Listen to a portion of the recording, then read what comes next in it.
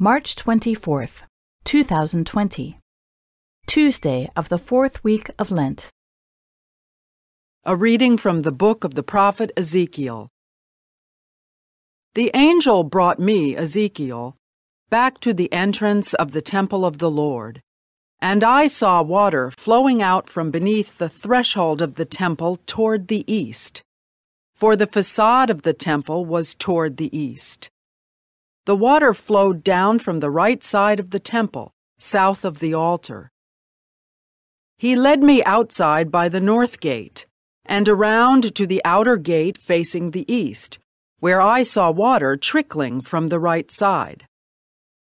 Then when he had walked off to the east with a measuring cord in his hand, he measured off 1,000 cubits and had me wade through the water, which was ankle deep.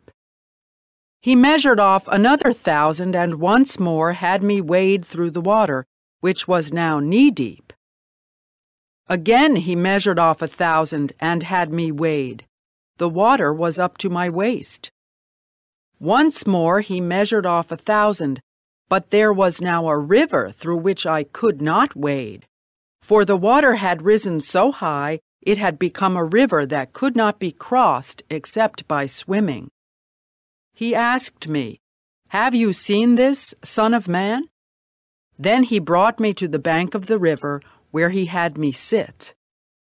Along the bank of the river, I saw very many trees on both sides. He said to me, "This water flows into the eastern district, down upon the Arabah, and empties into the sea, the salt waters, which it makes fresh.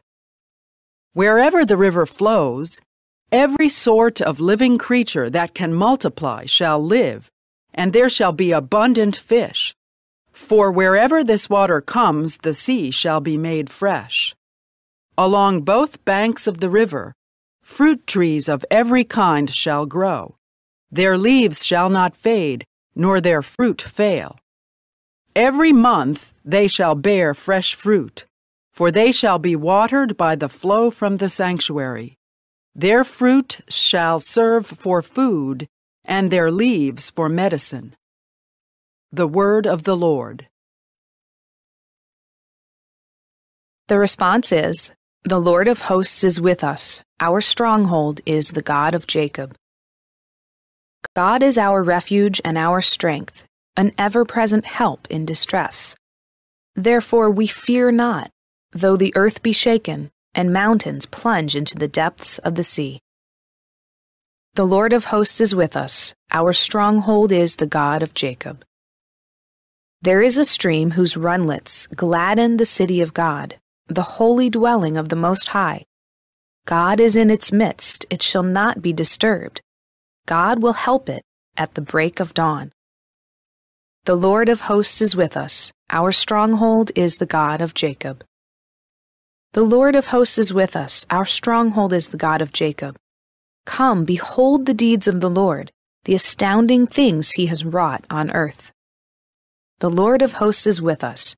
Our stronghold is the God of Jacob.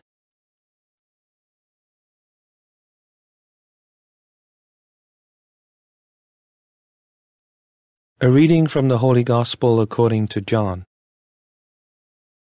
There was a feast of the Jews, and Jesus went up to Jerusalem.